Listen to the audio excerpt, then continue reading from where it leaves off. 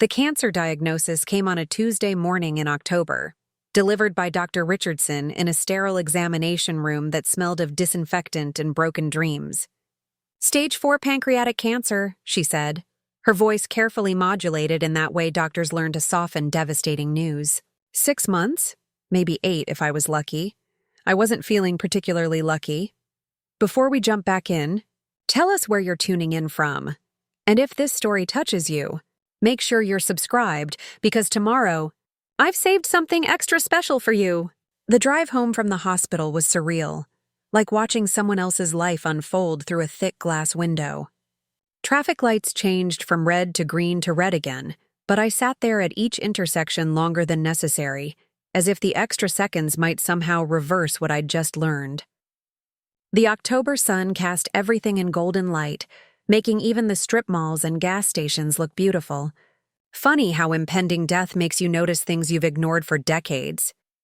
My phone had been buzzing with messages all morning. Word travels fast in our small town of Millbrook, especially when you've lived here your entire 42 years. Dr. Richardson's receptionist, Margie, had been my high school classmate. Her husband worked at the bank with my sister Emma. By the time I pulled into my driveway, I counted 17 missed calls and 43 text messages. The house felt different when I walked through the front door. The same cream-colored walls, the same hardwood floors I'd refinished myself 3 summers ago, the same collection of books that lined every available surface. But everything seemed to be holding its breath, waiting for me to acknowledge what we all knew was coming. I poured myself 2 fingers of bourbon, even though it was barely noon, and sat in the leather chair by the window that overlooked Elm Street. The chair had been my father's, then mine for the past 15 years since he'd passed.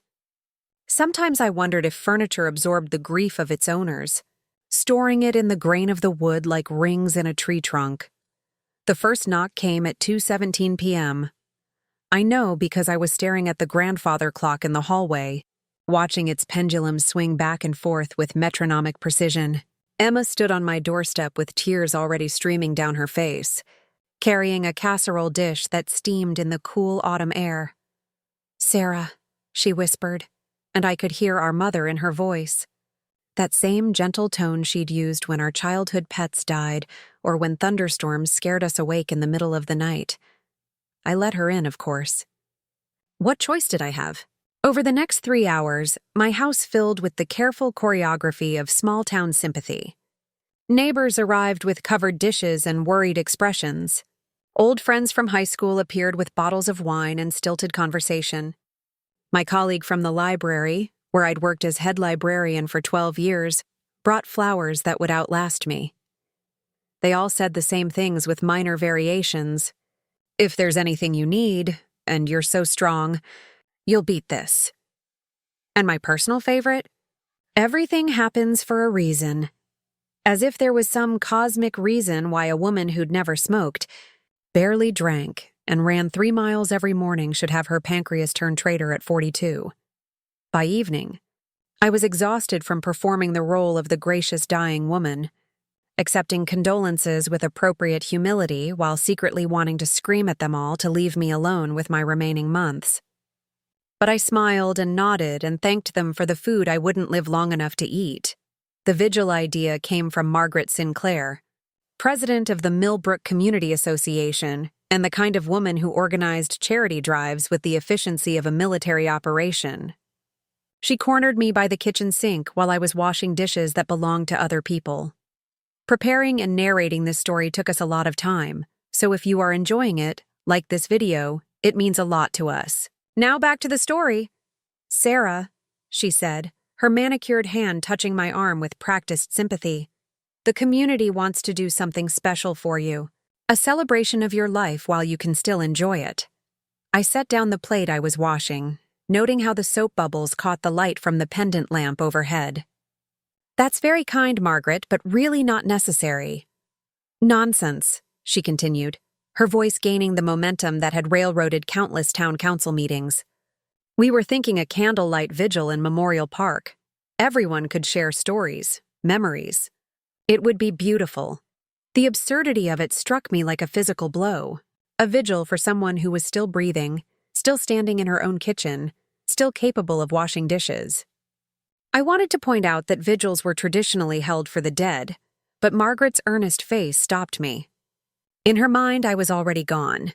They all were just waiting for my body to catch up with their expectations. "Let me think about it," I said instead. Because saying no to Margaret Sinclair was like trying to stop a freight train with a feather. After everyone finally left, I stood in my suddenly quiet house surrounded by the detritus of sympathy. Casserole dishes covered my counters, flowers crowded my surfaces, and cards with inspirational quotes cluttered my coffee table. The overwhelming smell of competing perfumes and aftershaves lingered in the air like a funeral parlor. I walked to my study, a small room lined with books that had been my sanctuary for years. The built-in shelves held everything from Atwood to Austen, Morrison to Marquez. I'd always imagined I'd have decades to reread my favorites, to discover new authors, to finally tackle that copy of Ulysses that had been staring at me accusingly for years. 6 months didn't seem like enough time for much of anything. My laptop sat open on the oak desk, the screensaver cycling through photos from better days. There was one of me at last year's Millbrook Autumn Festival, grinning while judging the pie contest. Another from a camping trip with my friend Jessica, both of us muddy and laughing after a failed attempt at hiking in the rain. A third from my sister's birthday party, surrounded by family and friends who were still treating me like I had a future. I opened a new document and stared at the blinking cursor for a long time. What do you write when you know you're dying? A memoir? A manifesto? Love letters to people you'll leave behind? Instead, I found myself typing a different kind of document. A plan. The truth was, I'd been thinking about death long before Dr. Richardson's diagnosis. Not in a morbid way, but in the abstract manner that comes with working in a library, surrounded by the accumulated wisdom and final thoughts of generations of writers. Death was a regular character in literature, sometimes gentle, sometimes cruel, but always inevitable. What I hadn't expected was how quickly everyone would begin treating me like a ghost. The next morning brought more visitors, more food, and more careful conversations where people talked around the obvious rather than about it. My neighbor Mrs. Chen brought homemade soup and stayed to tell me about her granddaughter's college plans, as if normal life was a gift she could give me by sharing it. Jessica stopped by with a 6-pack of beer and spent 2 hours talking about everything, except why she was really there, but it was the phone call from Reverend Matthews that crystallized my growing sense of displacement in my own life. Sarah. His warm baritone filled my kitchen as I stood by the window watching kids walk home from school. I wanted to discuss the memorial service arrangements. I know it's difficult to think about, but planning ahead can be a blessing for your family. Memorial service. Arrangements. The clinical language of death. Spoken to someone who was still very much alive and standing in her own kitchen. Drinking coffee from a mug that read, "World's Okayest Librarian." I appreciate the thought. "Reverend, but I'm not dead yet." A pause. "Of course not, dear. I just meant, well, when the time comes. When the time comes." As if my death was an appointment scheduled in some cosmic calendar, and everyone was just waiting for me to show up. That afternoon, I walked through downtown Millbrook with a strange sense of detachment. The town looked the same as it had for decades. Main Street lined with maple trees now blazing red and gold. The old courthouse with its weathered brick facade. Peterson's Hardware with paint samples still displayed in the window from 1987. But something had shifted in how people looked at me. At the coffee shop, Linda behind the counter gave me an extra shot of espresso without charging for it, her eyes soft with pity. At the bookstore, owner Jerry pressed a novel into my hands, saying it was on the house, in the tone usually reserved for charity cases.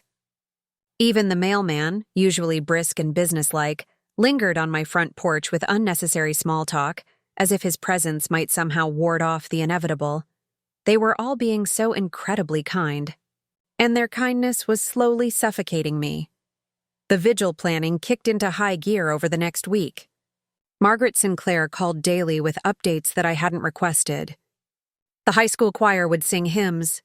Local businesses were donating candles. The mayor wanted to present me with a key to the city, an honor that would have meant something if I were going to be around to use it. "It's going to be beautiful," Margaret assured me during one of her updates, her voice bright with the artificial cheer reserved for the dying. "Everyone wants to celebrate your life, Sarah. You've touched so many people in this community." I found myself wondering when celebration became indistinguishable from mourning, when my life became something to be memorialized before it was over. The vigil was scheduled for the following Saturday evening, exactly 2 weeks after my diagnosis. 2 weeks during which I'd somehow transformed from Sarah Mitchell, librarian and community member, to Sarah Mitchell, dying woman and object of pity. My study became my refuge during those strange days.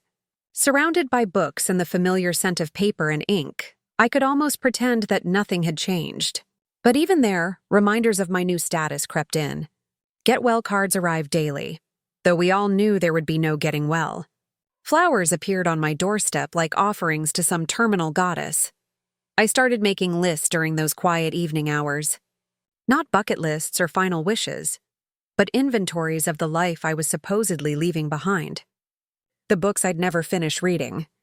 The places I'd never visit. The conversations I'd never have. The ordinary Tuesdays I'd taken for granted, assuming there would always be another one. But as I wrote, something else began to emerge. Between the lines of things I'd miss, I started seeing things I wouldn't. The polite distance that had always existed between me and most of my neighbors. The surface-level friendships that never quite deepened into real intimacy. The routine that had become so predictable I could have navigated my days with my eyes closed. Don't misunderstand me. I wasn't having some cinematic revelation about how I'd wasted my life. I'd been content mostly. I'd had good friends, meaningful work, a house I'd made into a home. I'd read thousands of books, traveled when I could afford it, helped kids discover the magic of libraries every day. But the cancer diagnosis had revealed something unexpected, how quickly contentment could transform into performance. How the very people who cared about me had begun to see me not as Sarah who happened to be dying, but as Sarah, the dying woman, as if illness had become my primary characteristic. The irony wasn't lost on me. After 42 years of living a relatively quiet life, I was finally getting the attention I'd never particularly wanted, for a reason I wouldn't have chosen. The week before the vigil, I made a decision that surprised even me. I called Margaret Sinclair on Thursday morning, catching her just as she was undoubtedly organizing some other community event with military precision. "Margaret, about the vigil," I began, watching through my window as leaves fell like confetti from the oak tree in my front yard. "Oh, Sarah, it's going to be wonderful. The weather forecast is perfect, and we have nearly 200 people planning to attend. Mrs. Patterson from the florist is donating arrangements. And the fire department is handling crowd control. I want to speak." A pause. "Well, of course, dear. If you feel up to it. If I feel up to it." As if terminal cancer had robbed me of the ability to string sentences together. "I'll be the final speaker. After everyone else has shared their memories, that's very brave of you, Sarah." Brave.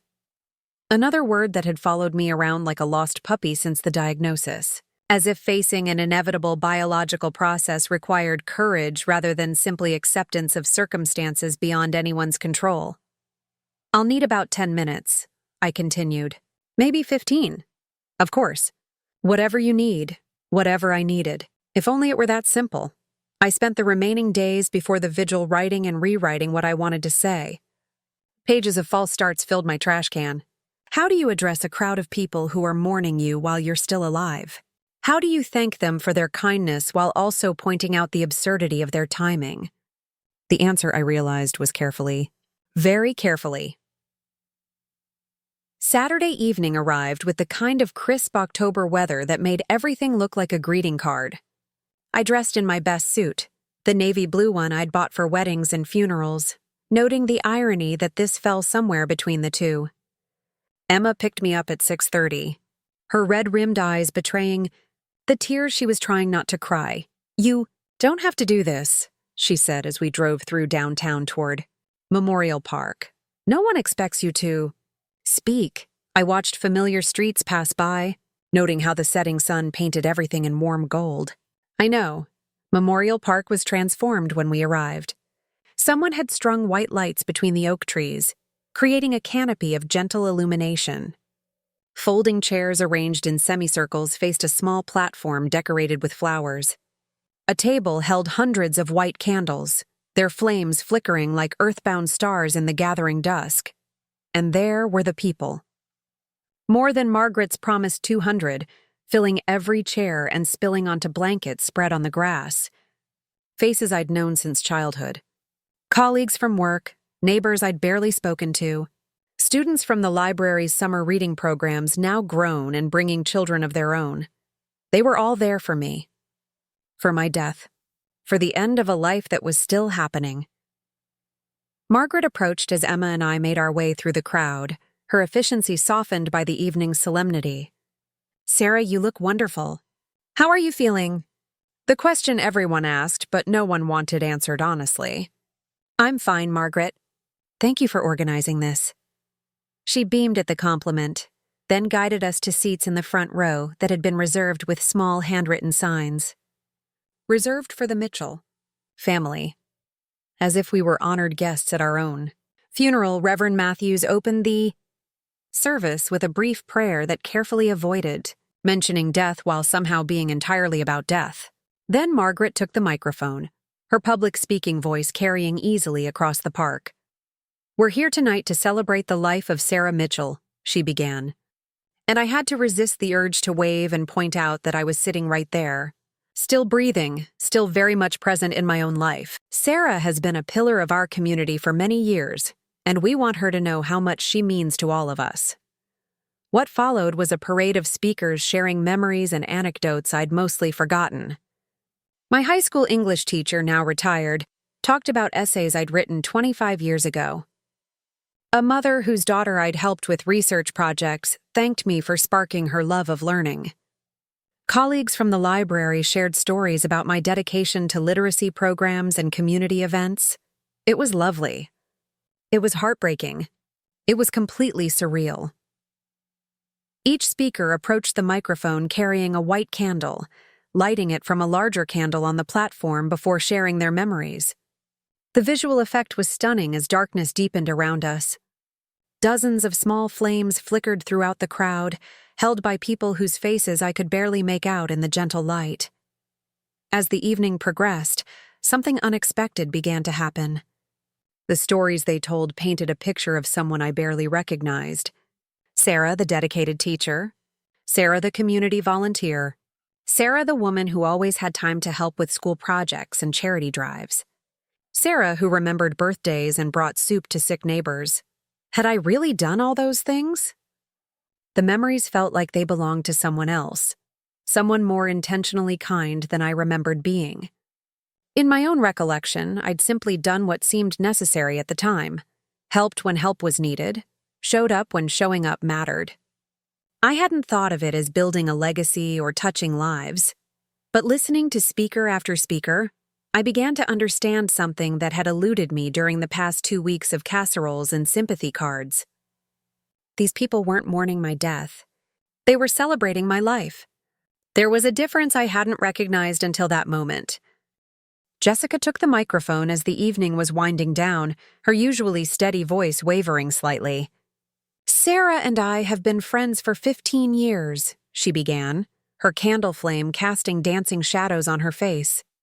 And in all that time, I never once heard her complain.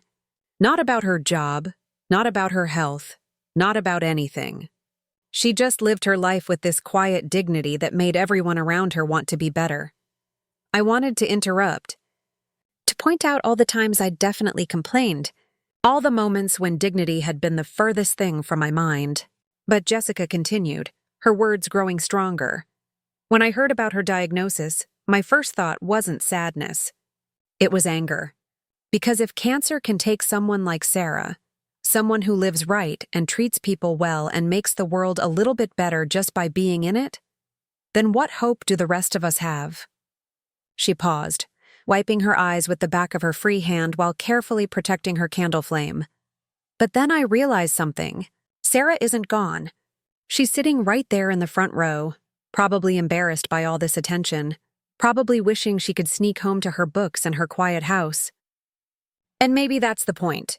Maybe we needed this vigil not because Sarah is dying, but because we never told her while she was living how much she meant to us. The crowd murmured agreement, and I felt something shift inside my chest. Not the tumor that was slowly claiming my pancreas, but something else.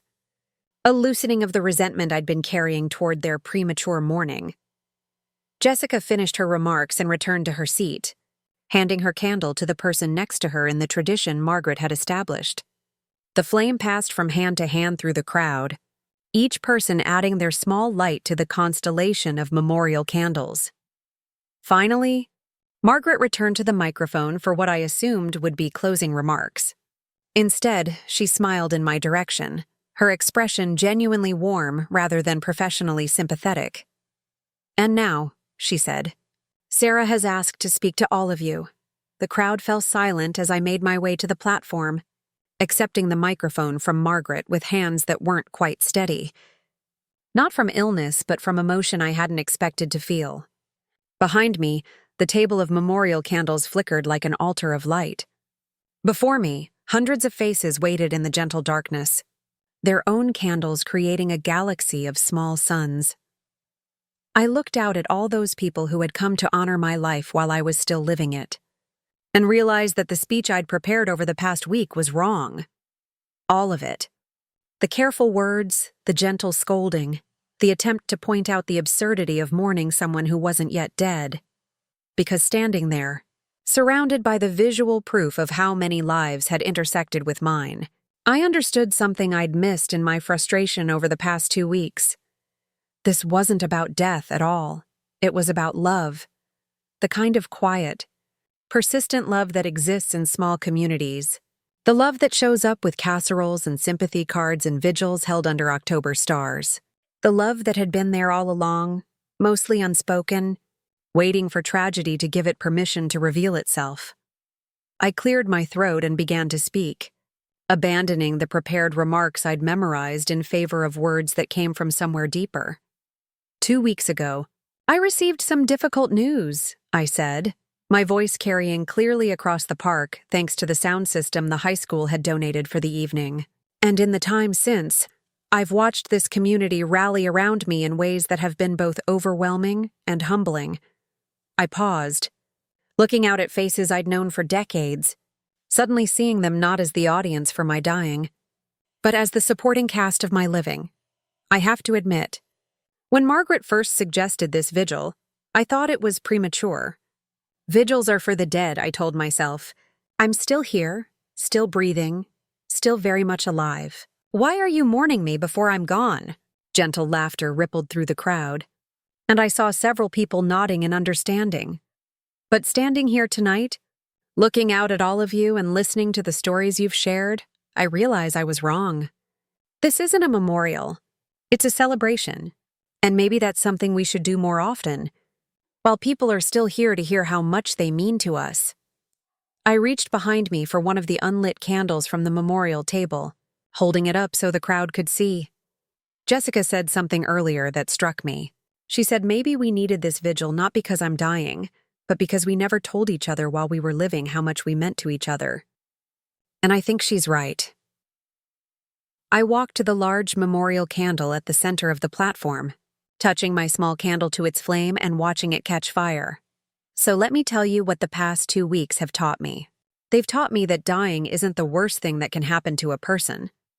The worst thing is living without knowing that your life mattered, that the small kindnesses you showed and the quiet work you did made a difference to someone, somewhere. I held my lit candle high, its flame joining the constellation of lights scattered throughout the crowd. You've given me something precious these past 2 weeks. Not just your sympathy, but your memories. You've shown me my own life reflected in your stories, and it's been more beautiful than I realized while I was living it. The crowd was completely silent now, hundreds of people listening as I continued. I lit this candle not as the final flame in my memorial, but as the first flame in whatever time I have left. because you've reminded me that I'm not just dying. I'm still living. And as long as I'm still here, there are still stories to be written, still kindnesses to be shown, still moments to be cherished, I paused, letting that sink in before continuing. The vigil you've held for me tonight is beautiful, and I'll treasure it always. But I hope it's not the end of something. I hope it's the beginning of all of us remembering to tell each other, while we're still here, how much we matter. I looked out at the sea of faces, each one illuminated by their own small flame, and felt something I hadn't experienced in 2 weeks. Hope.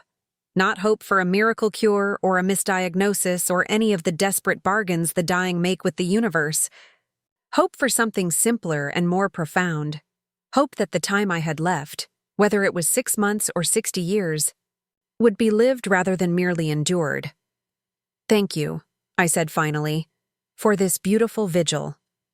Thank you for celebrating my life while I'm still here to celebrate it with you. And thank you for reminding me that love doesn't wait for death to declare itself. It's here, right now, in this park, in this community, in the light of these candles we hold together. I stepped away from the microphone, my own candle still burning bright in my hand, and made my way back through the crowd toward my sister. But as I walked, something unexpected happened. One by one, people began to stand, not in applause, but in a silent acknowledgement of something that had shifted in the evening air. The vigil they had planned for my death had somehow transformed into a celebration of life. Not just my life, but all our lives, all the quiet connections and small kindnesses that bind communities together. And as I reached Emma, who was crying openly now but smiling through her tears, I realized that the person who had been most changed by this evening wasn't any of them. It was me. For the first time since Dr. Richardson's diagnosis, I wasn't thinking about dying. I was thinking about how to live. The Monday after the vigil arrived with a clarity I hadn't experienced in weeks.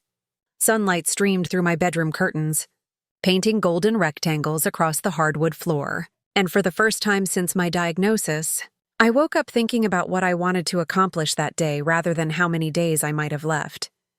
Emma called while I was making coffee, her voice carrying a lightness that had been absent since she'd learned about my illness. "You were incredible Saturday night," she said. "People are still talking about your speech. Mrs. Henderson from the grocery store stopped me yesterday to say she'd never thought about telling people what they mean to her, while they're still alive to hear it." I stirred cream into my coffee, watching it swirl into perfect spirals. It felt right in the moment. I'm glad people connected with it. More than connected. I think you started something, Sarah. After we hung up, I sat at my kitchen table with my coffee and a legal pad. Something I hadn't done since my graduate school days when complex problems required old-fashioned pen and paper thinking. At the top of the page, I wrote, "What do I want to do with the time I have?" The question felt different now than it had 2 weeks ago. Then, it had carried the weight of desperation, the frantic urgency of a woman trying to cram a lifetime of experiences into months. Now it felt more like planning, intentional, deliberate. I made 3 columns: library, community, personal. Under library, I wrote down projects I'd been putting off. The oral history program I'd been wanting to launch for years, collecting stories from Millbrook's older residents before those memories were lost forever. The children's reading garden I'd sketched but never pitched to the town council. The literacy program for adults that I'd researched but never implemented. Under community, I listed the volunteer work I'd dabbled in but never fully committed to. The food bank that was always shorthanded. The community theater that struggled with organization. The historical society that needed someone to digitize their archives. Under personal, I hesitated. What did I want for myself in whatever time remained? The list that emerged surprised me. Learn to paint. Take that photography class at the community college. Read poetry aloud to someone who would listen. Have real conversations with people instead of the careful small talk that had defined most of my social interactions. By the time I finished the lists, my coffee had gone cold, but I felt energized in a way I hadn't since before the diagnosis. These weren't bucket list items desperate to squeeze meaning from mortality. They were simply things worth doing, whether I had 6 months or 60 years. I was reviewing my notes when the doorbell rang. Through the peephole, I saw Margaret Sinclair holding what appeared to be a manila folder, her expression uncharacteristically uncertain. "I hope I'm not disturbing you," she said when I opened the door, "but I have something I wanted to discuss." I invited her in, noting how she glanced around my living room with new attention, as if seeing it for the first time, rather than merely cataloging it for future estate sale possibilities. "Coffee?" I offered. "Please." She sat on my sofa, placing the folder carefully on the coffee table between us. "Sarah, Saturday night was extraordinary. People haven't stopped talking about what you said." I brought her coffee and settled into the chair across from her. It seemed to resonate. More than resonate. You challenged us to think differently about how we express appreciation for each other. And several of us have been talking. She paused, opening the folder to reveal what looked like meeting notes and printed emails. "We want to start something. A program. Maybe call it Living Tributes or Celebrate While Here. Something that encourages people to honor others while they're still alive to be honored." I leaned forward, intrigued despite myself. "What would that look like?" Margaret's excitement grew as she spoke, her organizational skills now channeled into something that felt meaningful rather than merely efficient. "Monthly gatherings where we celebrate someone in our community. Not just the obviously accomplished people, but the quiet contributors. The ones who show up, who help, who make things better in small ways." She pulled out a sheet of paper covered in handwritten names. "We've already brainstormed a list. Mrs. Chen, who's been bringing soup to sick neighbors for 20 years. Bob Peterson at the hardware store, who's never charged full price for supplies when people are struggling. Janet at the school cafeteria, who knows every child's dietary restrictions and favorite foods." The idea was beautiful in its simplicity. Recognition without the prerequisite of tragedy. Appreciation expressed, while it could still be received and enjoyed. "What do you need from me?" I asked. "Help planning it? Your perspective on what made Saturday night work. And..." She hesitated. "We'd like you to be our first honoree. The one who started it all?" I almost laughed. Another celebration. Another round of well-meaning attention focused on my mortality. But as I looked at Margaret's earnest face, I realized this was different. The vigil had been about saying goodbye. This was about saying thank you while there was still time to say it properly. "On one condition," I said. "We celebrate at least 3 people before me. Let's make sure this program has legs before it becomes about the woman who's dying." Margaret's smile was genuine and warm. "Deal." After she left, I returned to my legal pad, adding Living Tributes program under the community column. But something else was nagging at me. A sense that the vigil had opened a door I wasn't sure I was ready to walk through. The phone calls started that afternoon. First, it was Dr. Harrison from the community college, asking if I'd consider teaching a life writing class for their continuing education program. Then Maria Santos from the regional library system, wondering if I'd present at their annual conference about community engagement. By evening, I'd received invitations to speak at 3 different events, all stemming from word of mouth about Saturday night. "You've become something of a local celebrity," Jessica said when she stopped by after work, bringing Chinese takeout and a bottle of wine. The good kind, though. "People are calling you inspiring. I gave one speech at my own vigil," I protested, dividing lo mein between 2 plates. "That hardly qualifies as inspiring." "You took a moment that was supposed to be about dying and made it about living. That's pretty inspiring in my book." We ate in comfortable silence for a while, the kind of quiet that comes with old friendship. Finally, Jessica set down her chopsticks and looked at me directly. "Can I ask you something? And I want you to be honest." I nodded. "Are you okay with all this attention? Because if you're not, if it feels like too much pressure, I can run interference. Make excuses. Whatever you need." The question touched something deep. Jessica was offering me an escape route, a way back to the quiet privacy that had defined my life before the diagnosis. Part of me was tempted to take it, to retreat into my books and solitude and let the world continue without my participation. But another part, The part that had been awakened by Saturday night's revelations resisted that impulse. "I think I'm okay with it," I said slowly. "But I need to be careful about what I say yes to. I don't want to become Sarah the dying librarian who gives inspiring speeches. I want to be Sarah who happens to be dying and also happens to have some things worth saying." Jessica raised her wine glass. "To saying things worth saying. To saying them while we can still be heard." The next few days brought a steady stream of visitors, but they felt different from the post-diagnosis parade of sympathy. These were people with projects, ideas, collaborations. The president of the Historical Society wanted my help organizing their archives. A group of teachers asked if I'd help design a community literacy initiative. 3 different book clubs requested that I choose and lead discussions of novels about mortality and meaning. Each conversation revealed connections I hadn't known existed in Millbrook. People working on projects I'd never heard of, solving problems I hadn't known needed solving, creating things I'd never noticed. My illness had introduced me to my own community in ways that health never had. But it was the visit from 16-year-old Emma Rodriguez that changed everything. She arrived on Thursday afternoon, clutching a notebook and looking nervous. I recognized her from the library's summer reading programs, a quiet girl who preferred poetry to fiction and always asked thoughtful questions about the books she checked out. "Ms. Mitchell," she began, then stopped, gathering courage. "I was at the Vigil Saturday night. My mom made me come and I didn't want to because I thought it would be sad and uncomfortable." I invited her to sit on the porch swing, noting how she held her notebook protectively against her chest. "But when you spoke," she continued, "you said something about still having stories to write, still having time to make a difference. And I've been thinking about that." She opened her notebook, revealing pages covered in careful handwriting. "I've been writing poetry for 3 years, but I've never shown it to anyone except my English teacher.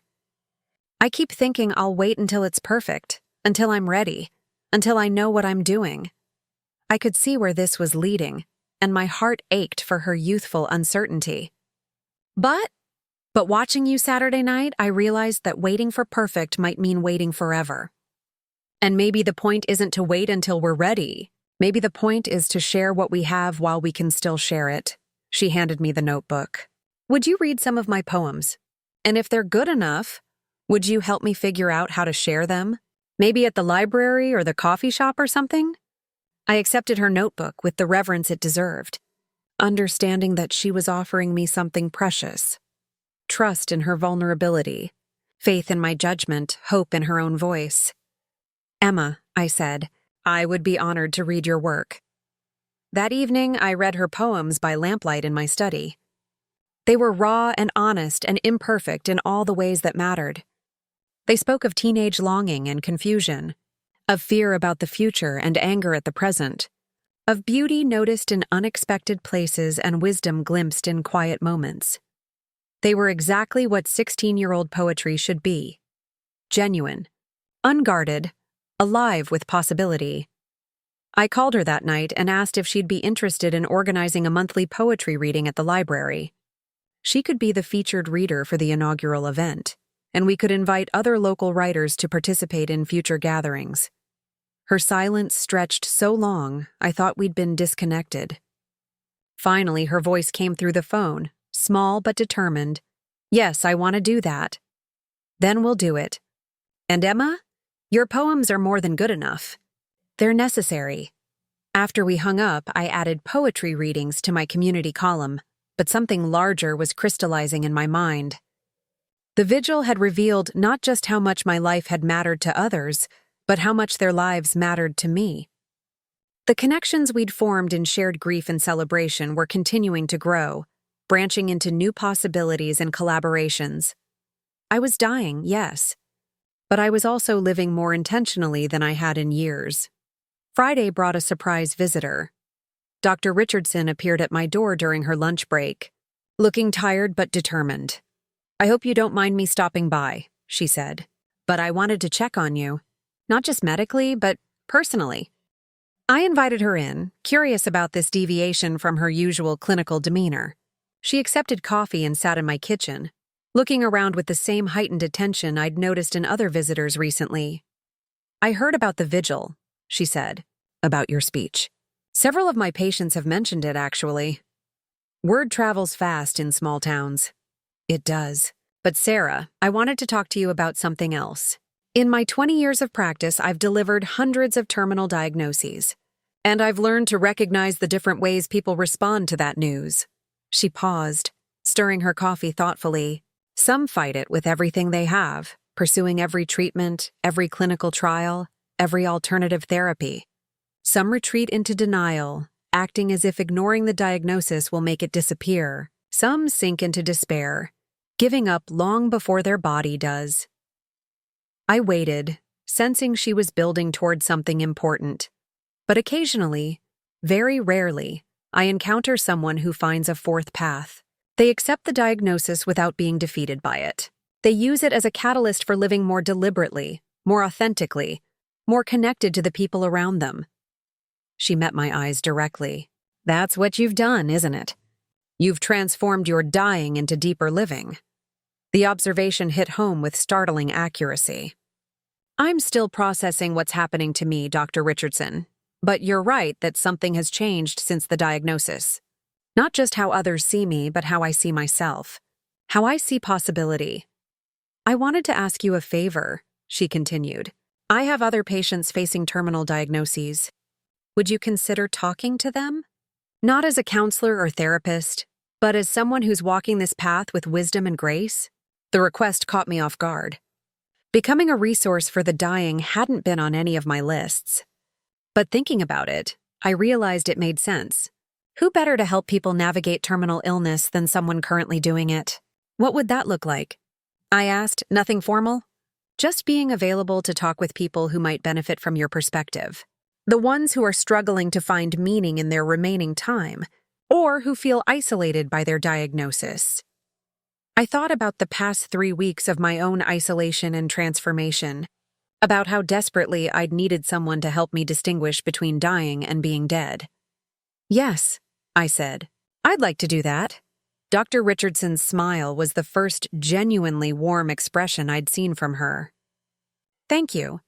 I think you'll help people in ways I can't as their doctor." After she left, I sat in my kitchen thinking about the strange turns my life was taking. 3 weeks ago, I'd been a quiet librarian with a terminal diagnosis and 6 months to live. Now I was apparently becoming a community organizer, mentor to young poets, speaker at conferences, and informal counselor to fellow terminal patients. The irony was profound. I was more engaged with life in the shadow of death than I'd been in the full sunlight of health. That evening, I called Emma to update her on my week. She listened without interruption as I described the Living Tributes program, the poetry readings, the speaking invitations, and Dr. Richardson's request. "You sound different," she said when I finished. "Energized. More like yourself than you've sounded since the diagnosis. I feel different. Like I'm finally living up to my own potential." "You've always lived up to your potential. Sarah, you just never had occasion to see it clearly before." After we hung up, I returned to my legal pad one more time. But instead of adding items to my lists, I wrote a single question at the bottom of the page. What if dying taught me how to live? The answer I was beginning to realize was that it already had. Saturday morning brought an unexpected discovery. While organizing papers in my study, I found a journal I'd started years ago and abandoned after a few entries. The pages were yellowed and the handwriting looked foreign, like messages from another version of myself.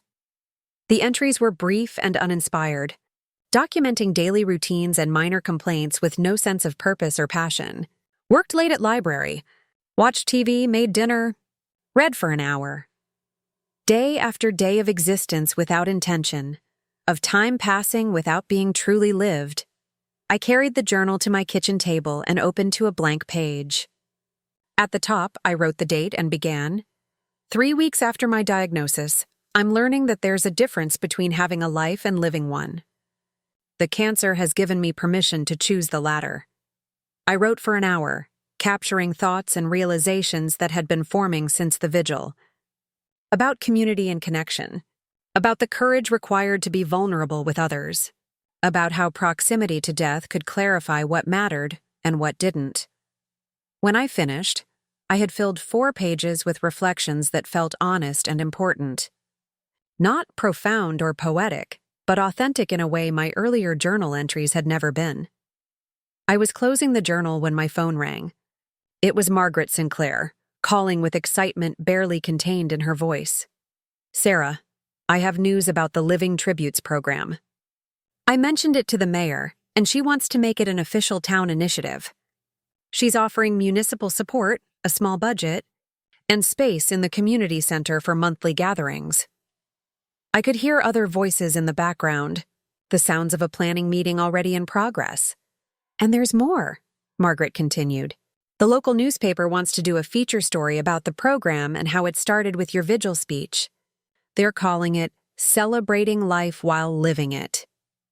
The rapid expansion of an idea that had been abstract just days ago felt both thrilling and overwhelming. But underneath my apprehension, I recognized something I hadn't felt in months: excitement about the future. "Margaret," I said, "let's do it." "All of it. Wonderful. Can you meet us at the community center Monday morning? We want to start planning the first tribute gathering." After we hung up, I looked around my quiet house, seeing it with new eyes. For years, these rooms had been my sanctuary, my retreat from the world. Now they felt more like a launching pad, a place to return to between engagements with life rather than a place to hide from it. I walked to my bedroom window and looked out at Elm Street, where neighbors were going about their Saturday routines, mowing lawns, walking dogs, loading groceries from cars. Ordinary people living ordinary lives, most of them unaware that they were part of an interconnected web of meaning and mutual support. 3 weeks ago, I would have watched them with detached observation, noting their activities without feeling particularly connected to their stories. Now I saw potential collaborators, fellow travelers, people with their own contributions to make and their own needs for recognition and appreciation. The vigil had been intended as a goodbye. Instead, it had become a hello to my community, to possibility, and to a version of myself I hadn't known existed. I was still dying. The cancer hadn't disappeared, and my prognosis remained unchanged. But somewhere between the diagnosis and the vigil speech, between the casseroles and the poetry reading planning, I had discovered something Dr. Richardson was right to call a fourth path. I wasn't fighting my illness, denying it, or surrendering to it. I was using it as fuel for a more intentional way of being alive, and that, I was learning, made all the difference. The first Living Tributes gathering took place on a Tuesday evening in November, 6 weeks after my vigil. The community center's main hall was decorated with warm lighting and comfortable seating arranged in intimate circles, creating an atmosphere that felt more like a living room than a public venue. Our honoree was Mrs. Chen, the neighbor who had been bringing soup to sick people for 2 decades. Margaret and the planning committee had spent weeks quietly collecting stories about her quiet acts of kindness, and the turnout exceeded our most optimistic projections. I stood at the back of the room, watching as nearly 100 people filled the space. Some I recognized as vigil attendees, but many were new faces drawn by word of mouth about this different kind of community gathering. In the front row, Mrs. Chen sat with her family, looking overwhelmed but pleased by the attention. "Nervous?" Jessica asked, appearing beside me with 2 cups of coffee. "A little," I admitted. "What if we got it wrong? What if this feels forced or artificial?" Before she could answer, Margaret approached the microphone. Unlike at my vigil, her introduction was brief and focused on the living woman before us, rather than abstract concepts about appreciation.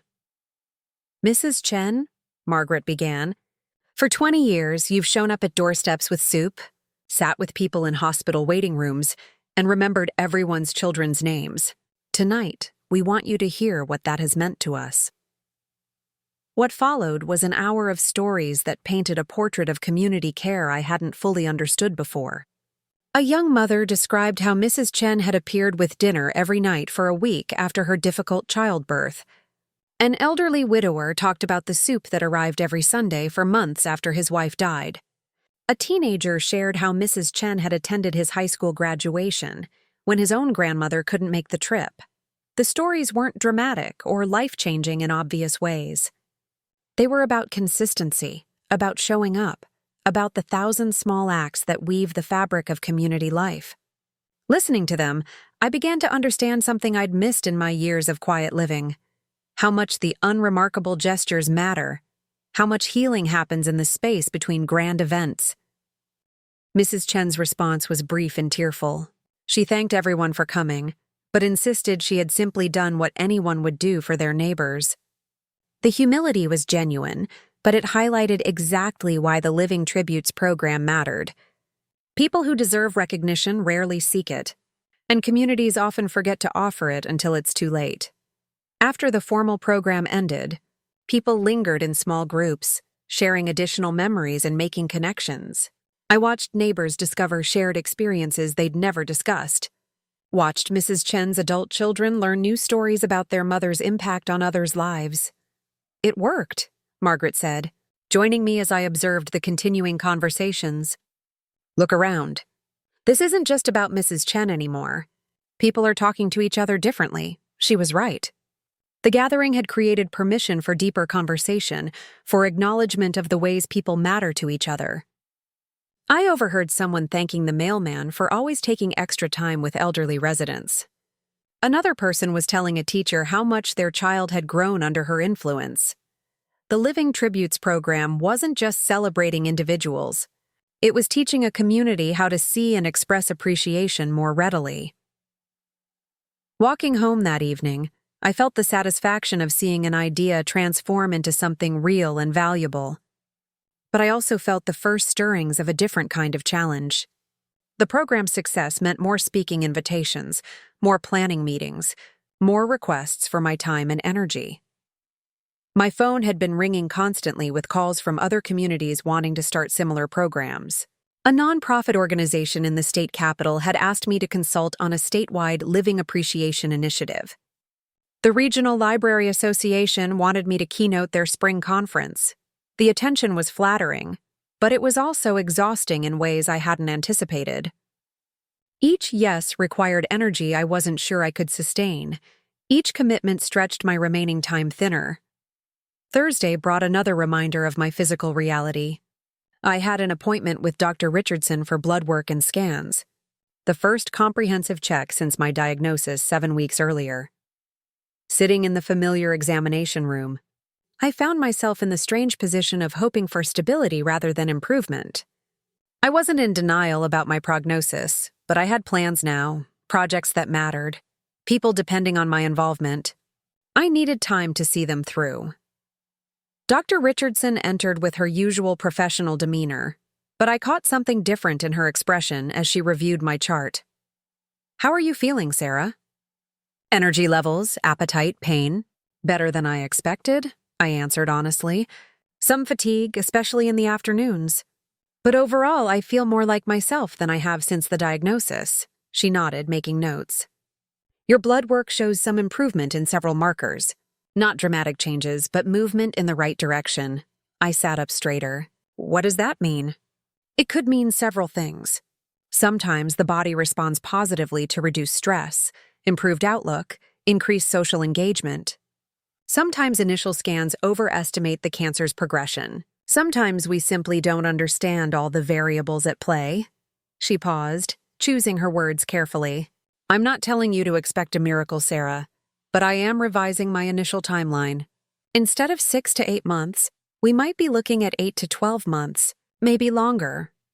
The news should have filled me with joy, but my reaction was more complex. Relief, certainly, but also a strange kind of pressure. More time meant more opportunities, but also more decisions about how to use whatever time remained. "How do I plan for that kind of uncertainty?" I asked. Dr. Richardson's smile was understanding. "The same way anyone plans for an uncertain future. You make the best decisions you can with the information you have, and you adjust as circumstances change." Driving home, I found myself thinking not about the extended timeline, but about how my relationship with time itself had changed. Before the diagnosis, time had felt infinite and therefore disposable. I could always read that book next month, have that conversation next year, pursue that interest when I retired. The cancer diagnosis had forced me to treat time as precious and finite. But now, with the possibility of months rather than weeks, I needed to find a middle ground between urgency and sustainability. That evening, I called Emma Rodriguez to check on preparations for our first poetry reading, scheduled for the following week. "I'm terrified," she admitted. "What if nobody comes? What if my poems are terrible when I read them out loud? What if I forget the words?" Her fears were familiar echoes of my own anxiety before speaking at the Vigil.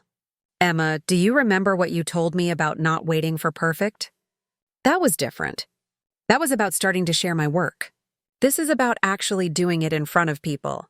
It's the same principle," I said gently. "Perfect doesn't exist. Ready doesn't exist. There's only willing, and you already said yes to that." We spent an hour discussing her poem selection and practicing reading techniques. Her voice grew stronger as we talked, and I could hear her confidence building with each rehearsal.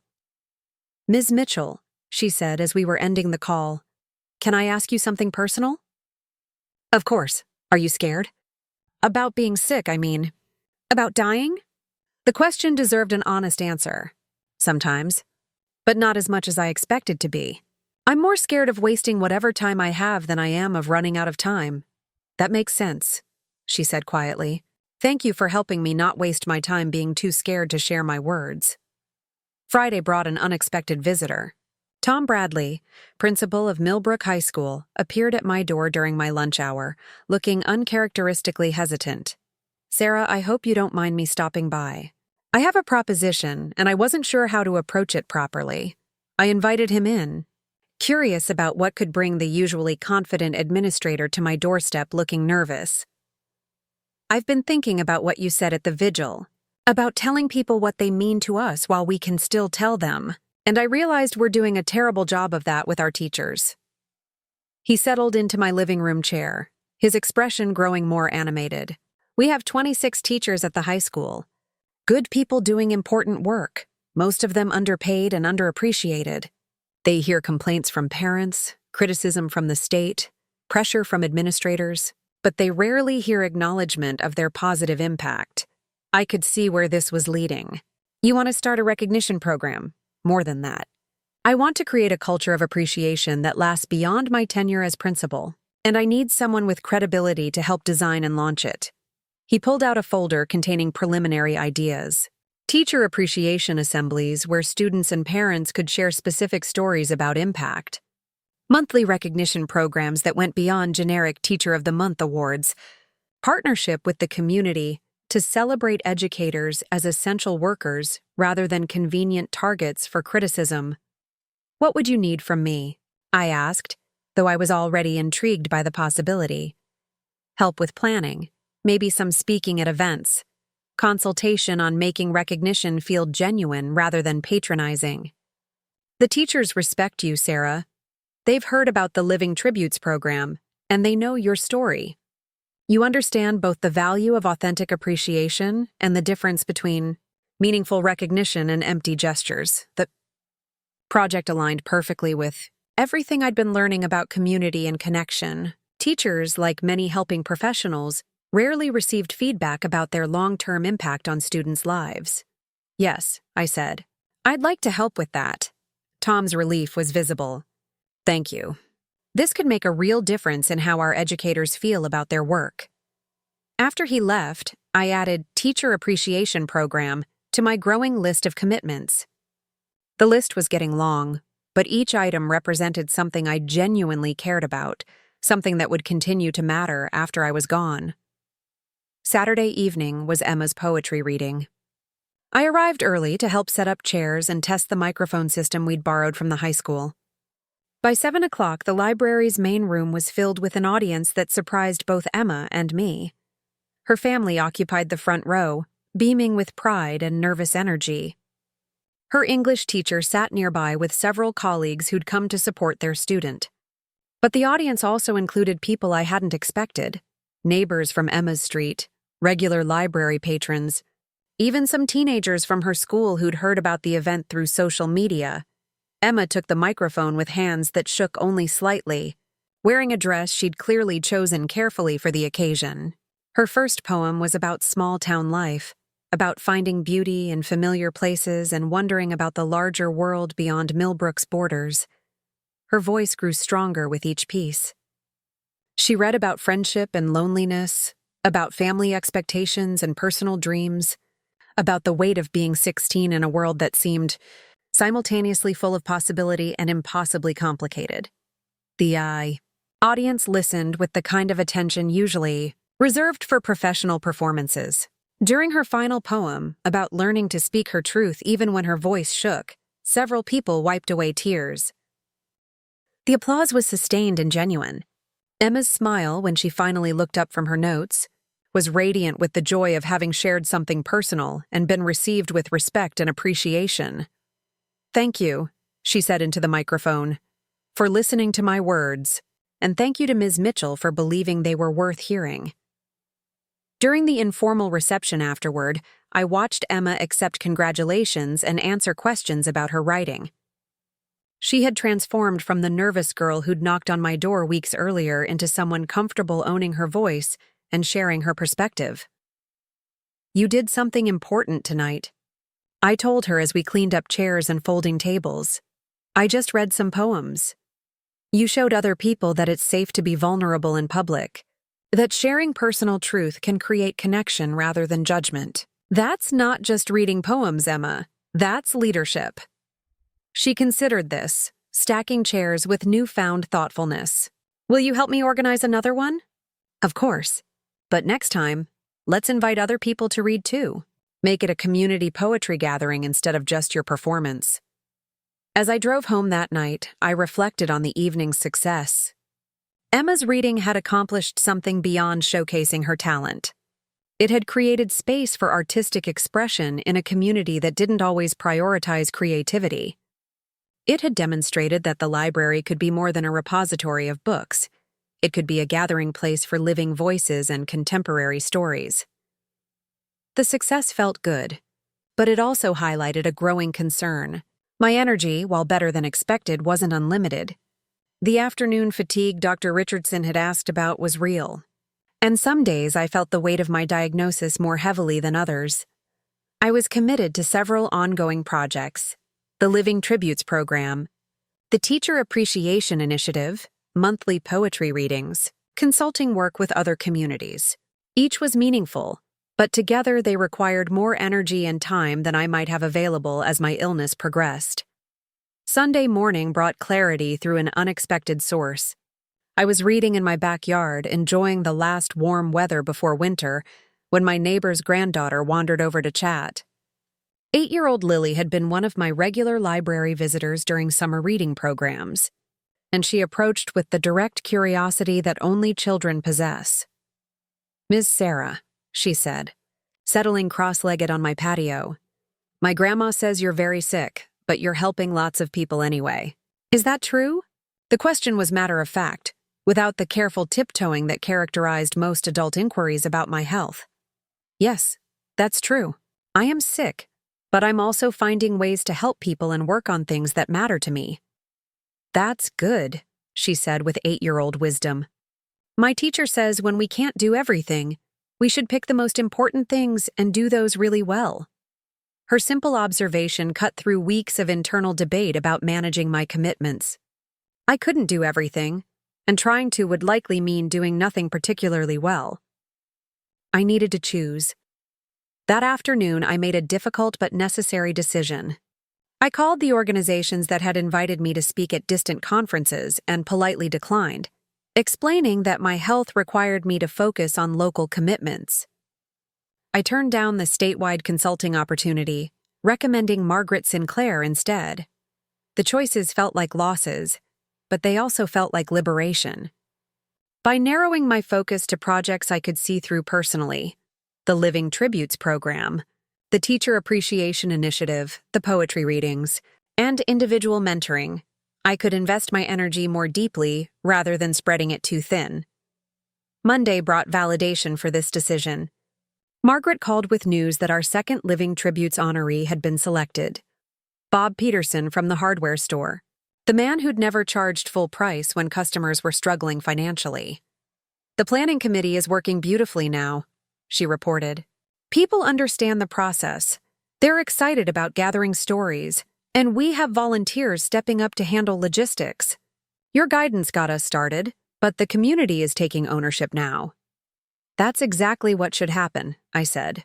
The best programs become independent of their founders. There's something else, Margaret continued.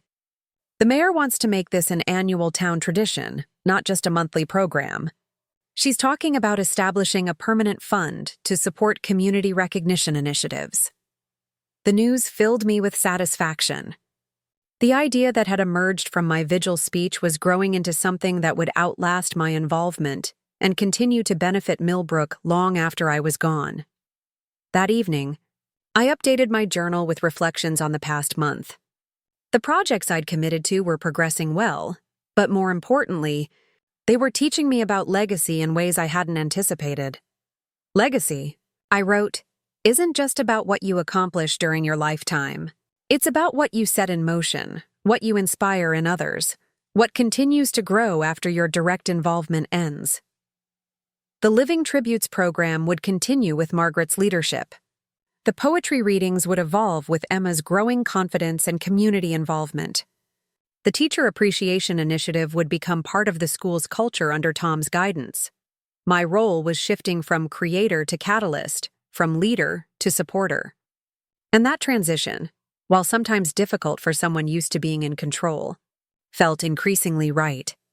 I was learning to let go not because I was dying, but because letting go was part of living well.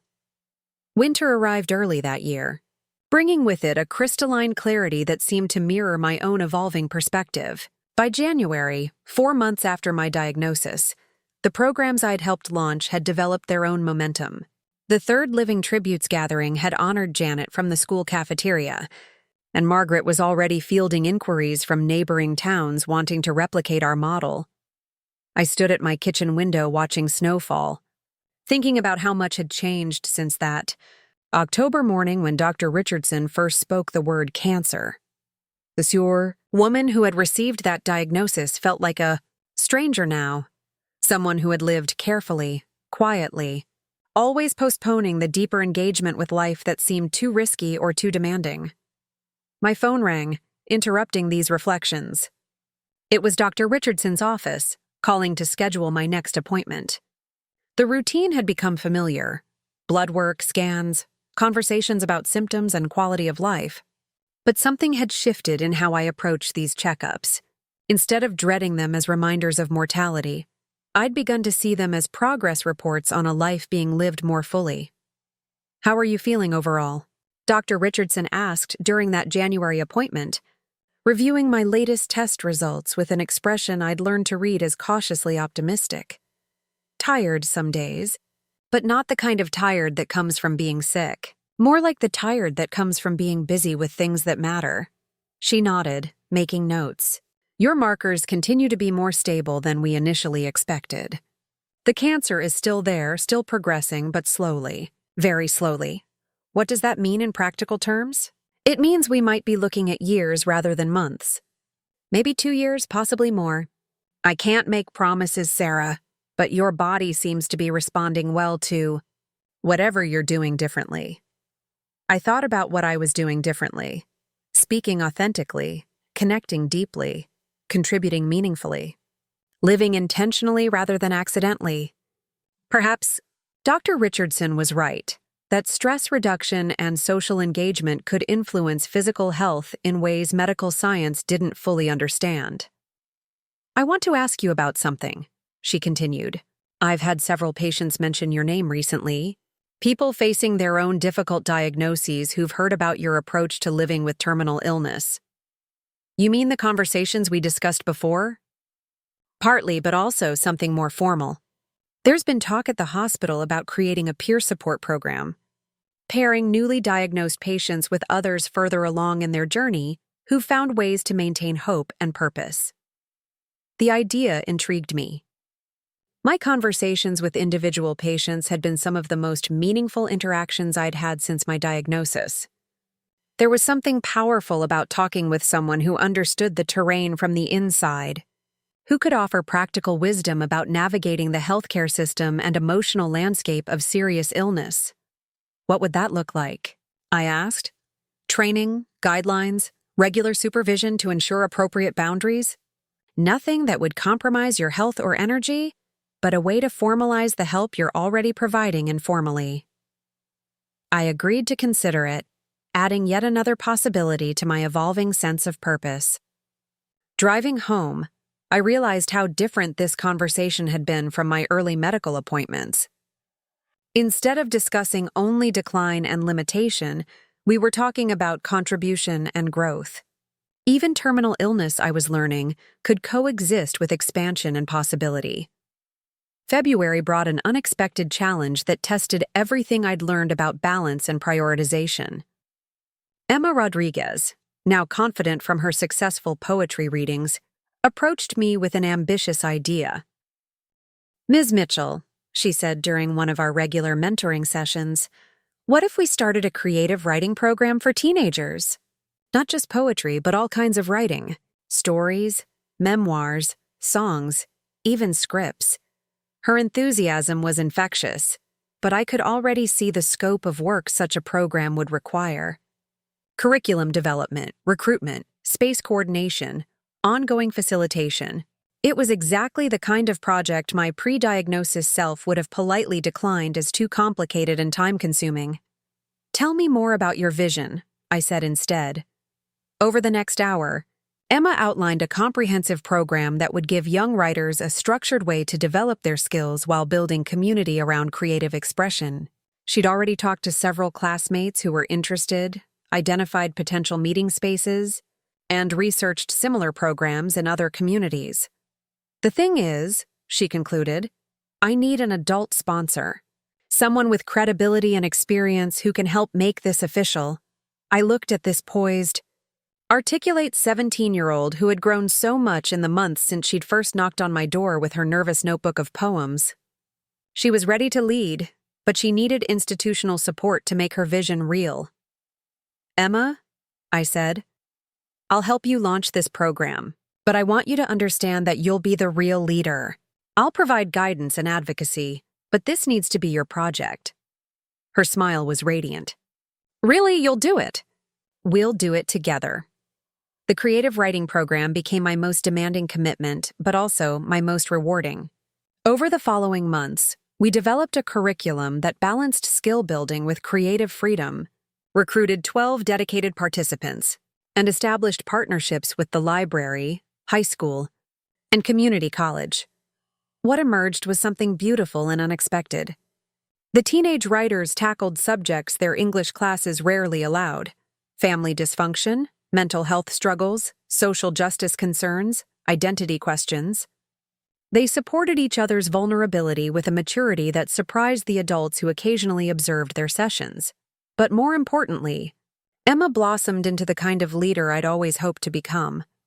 She facilitated discussions with natural skill, provided constructive feedback with genuine care, and created an atmosphere where creative risk-taking felt safe. Watching her grow into this role taught me something profound about mentorship. The goal isn't to create smaller versions of yourself, but to help others discover their own unique strengths and voice. Spring arrived with a burst of activity across all my projects. The Living Tributes program was being adopted by 3 neighboring communities. The poetry readings had evolved into a monthly arts showcase featuring various local talents. The Teacher Appreciation Initiative had become part of the school district's permanent culture, with student-led recognition events happening quarterly. But it was a conversation with Margaret Sinclair in early April that crystallized how much had changed since my diagnosis. "Sarah," she said over coffee at my kitchen table, "I've been thinking about something. You know how the Vigil was supposed to be a memorial for you? A way to say goodbye?" I nodded, remembering that evening that now felt like a lifetime ago. What actually happened was the opposite. Instead of ending something, it started something. Not just the programs and initiatives, but a different way of being community together. She was right. The vigil had been intended as closure, but it had created opening instead. Opening to deeper connection, authentic appreciation, meaningful contribution. It had transformed not just my life, but the web of relationships around me. People talk differently now, Margaret continued. They express appreciation more readily. They volunteer for things they care about instead of just complaining about what needs to be fixed. They show up for each other in ways they didn't before. I thought about this observation over the following days. The vigil had indeed changed something fundamental about how our community operated, but not in ways anyone could have predicted. By forcing us to confront mortality together, it had somehow made us more alive to possibility, more willing to invest in the relationships and projects that create meaning. May brought my 1-year anniversary of diagnosis and an unexpected invitation. The State Library Association wanted me to deliver the keynote address at their annual conference. The theme was Libraries as Community, Catalysts, and they wanted me to speak about how libraries could foster the kind of authentic connection and mutual support I'd helped develop in Millbrook Standing. Before 300 librarians from across the state, I found myself thinking not about my illness or even about the programs we'd created, but about the deeper questions that had emerged from this year of intentional living. A year ago, I began. I received a terminal diagnosis that was supposed to be the end of my story. Instead, it became the beginning of a different story entirely. Not a story about dying, but about learning to live with purpose and connection. I talked about the vigil that was meant to memorialize me, but instead celebrated community. About programs born from the recognition that appreciation shouldn't wait for tragedy. About the young poet who taught me that vulnerability creates connection. And the neighbors who showed me that small acts of kindness form the foundation of meaningful community. Libraries, I concluded, are uniquely positioned to be more than repositories of information. We can be gathering places for living voices, catalysts for connection, spaces where people discover not just books, but each other. The standing ovation that followed felt different from the polite applause I'd received at other events. This felt like recognition not just for my words, but for a way of being that resonated with people's deepest longings for authentic community and purposeful work. June marked 18 months since my diagnosis, well beyond Dr. Richardson's most optimistic initial projections. My latest scans showed the cancer was still present, but essentially stable, neither growing aggressively nor responding to treatment, but somehow coexisting with my continued vitality. I've never seen anything quite like this, Dr. Richardson admitted during our appointment. Medically, I can't explain why you're thriving when the cancer hasn't disappeared. All I can say is that whatever you're doing seems to be working. What I was doing, I realized, was living. Not just surviving or enduring, but actively engaging with life in ways that honored both my mortality and my remaining possibilities. The diagnosis had forced me to confront what mattered most, and the vigil had given me permission to pursue it without reservation. Summer brought the first anniversary of the Living Tributes program and a celebration that showcased how far we'd all traveled. Instead of a single honoree, we decided to celebrate the program itself and all the volunteers who had made it successful. The community center was packed with people who had been honored over the past year, their families, program volunteers, and community members who had simply been touched by witnessing authentic appreciation in action. Margaret gave a brief overview of the program's growth and impact, but the heart of the evening was the stories people shared about how the experience had changed them. Mrs. Chen talked about feeling seen and valued in ways she'd never experienced before. Bob Peterson described how being honored had motivated him to expand his quiet generosity to even more community members. Janet from the cafeteria announced that the recognition had inspired her to enroll in culinary school to become a professional chef, but it was Emma Rodriguez who captured something essential about what we'd all learned. This program taught me that everyone has a story worth telling and everyone deserves to hear how their life has mattered to others, she said, her voice now confident and clear. But more than that, It taught me that we don't have to wait for tragedy to express love and appreciation. We can choose to celebrate each other while we're all still here to enjoy it. As the evening wound down and people began to leave, I found myself in conversation with Reverend Matthews, who had opened my vigil with prayer more than a year ago. "You know," he said thoughtfully, "I've performed a lot of memorial services over the years. Beautiful tributes to lives well lived, but always with the sadness of words spoken too late for the person to hear them." He paused, watching families gathering their things and making plans to see each other soon. "What you started here is something different. It's memorial services for the living. Celebrations of impact while impact can still grow. Expressions of love while love can still be received and returned." His words stayed with me as I walked home through the warm June evening. Memorial services for the living. That's exactly what the Vigil had become, and what the Living Tributes program continued to offer. Not goodbye, but hello. Not ending, but beginning. That night, I updated my journal with reflections on the anniversary and on how much my understanding of legacy had evolved. "Legacy," I wrote, "isn't just what you leave behind when you die. It's what you set in motion while you're living. It's the people you encourage to find their voice, the connections you help others make, the permission you give for authentic expression and appreciation." I thought about Emma, now a confident leader planning her first year of college with a clear sense of her own capabilities. About Margaret, whose organizational skills had found their perfect outlet in community building rather than just event planning. About the dozens of people who had been celebrated through the Living Tributes program and who were now more likely to express appreciation for others. The ripple effects of that October vigil were still spreading, touching lives I would never know about, inspiring connections I would never witness. That was perhaps the most profound lesson of this year. True impact is rarely linear or completely visible to its originator. August brought news that changed everything and nothing. During a routine scan, Dr. Richardson discovered that my cancer had essentially disappeared. Not cured, not in remission, but simply absent.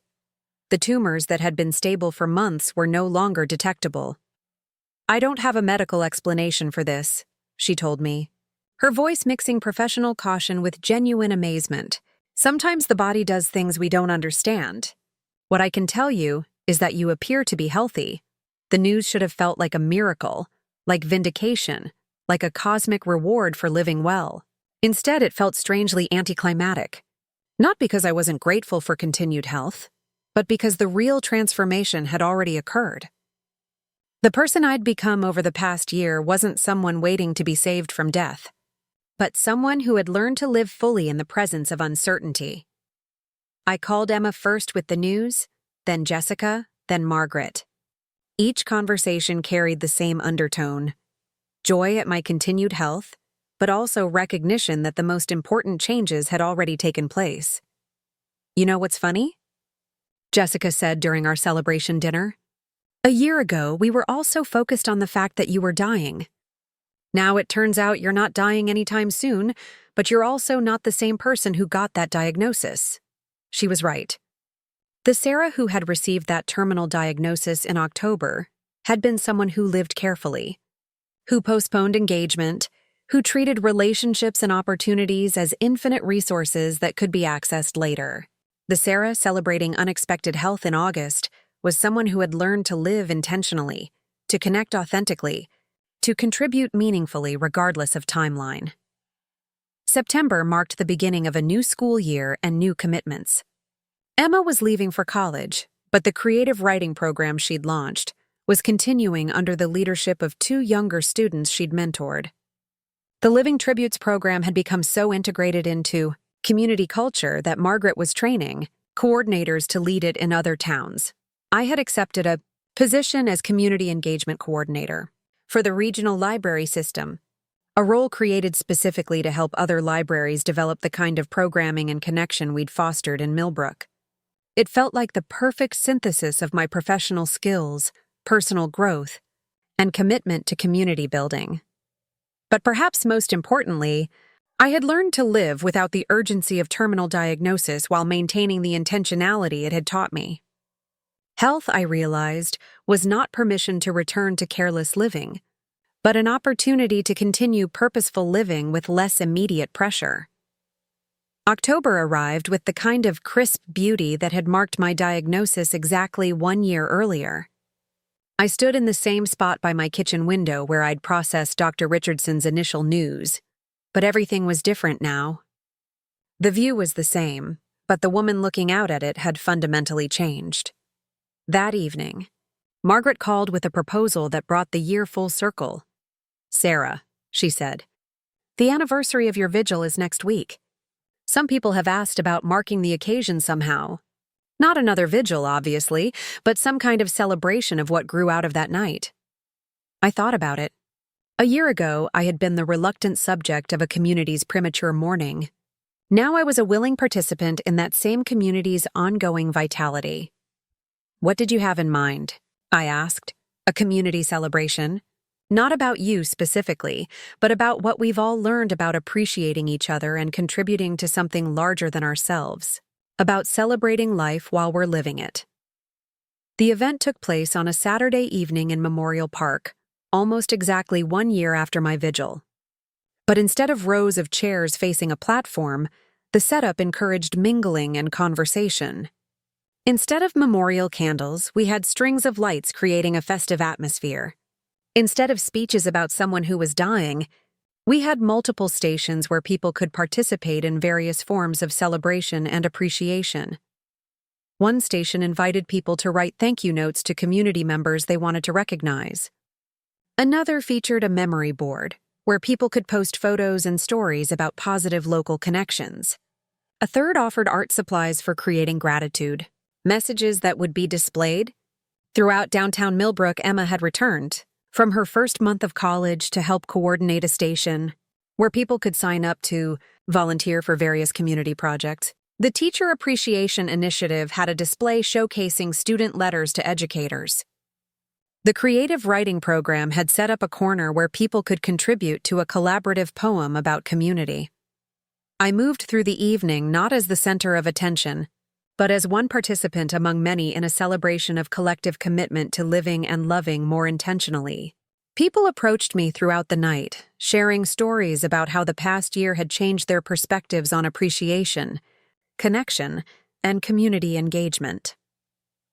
As the evening drew to a close, Margaret invited anyone who wanted to share reflections on the past year to speak briefly, from the small platform that had been set up more for practical visibility than ceremonial significance. A dozen people took turns sharing stories about how the Living Tributes program had affected them, how the poetry readings had enriched their cultural life, how the various initiatives had made Millbrook feel more connected and caring.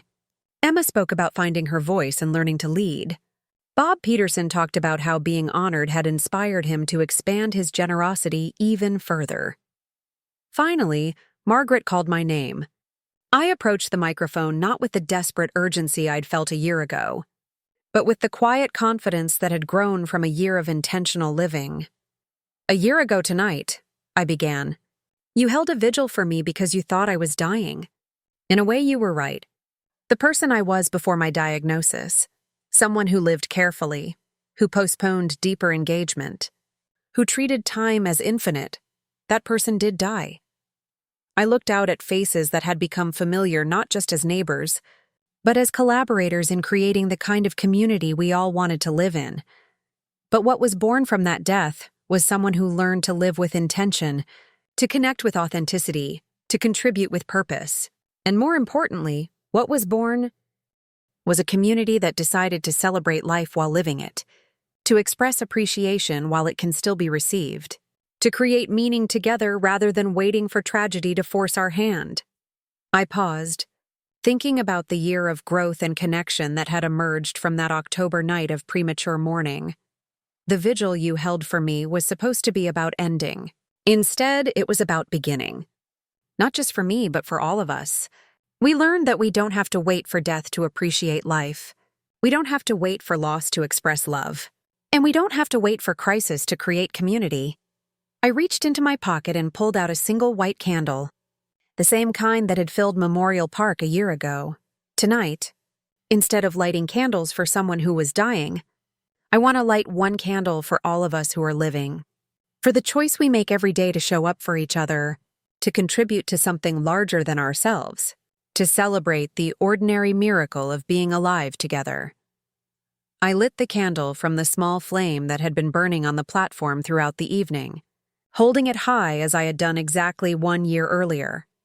This candle represents not the end of a life, but the beginning of intentional living. Not memorial, but celebration. Not goodbye, but hello to whatever comes next. The applause that followed felt different from any I'd received before. It wasn't applause for survival or courage or inspiration. It was applause for community, for connection, for the choice to live fully regardless of what tomorrow might bring. As people began to leave, carrying with them the energy and commitment that had characterized the entire evening, I remained on the platform for a few extra minutes, candle still burning in my hand. A year ago, I had been the subject of a vigil, the passive recipient of others' premature mourning. Tonight, I had been one voice among many in a celebration of active, intentional, connected living. The cancer diagnosis that was supposed to end my story had instead taught me how to write a better one. Not because I had miraculously survived, but because I had learned to live differently while I was surviving. The candle burned steadily in the cool October air, its flame bright against the darkness. But it was no longer a memorial flame. It was a celebration of light that continues to grow when it's shared rather than hoarded. Of life that becomes more meaningful when it's lived in connection with others. I blew out the candle as the last of the crowd dispersed, but the light it represented, the light of intentional community, authentic appreciation, and purposeful living, continued to burn in the projects we'd created, the connections we'd forged, and the examples we'd set for celebrating life while we're still alive to live. They had held a candlelight vigil for me when they thought I was dying. I lit the last candle when I learned how to live. Up next, you've got 2 more standout stories right on your screen. If this one hit the mark, you won't want to pass these up. Just click and check them out. And don't forget to like, subscribe, and turn on the notification bell so you don't miss any upload from us.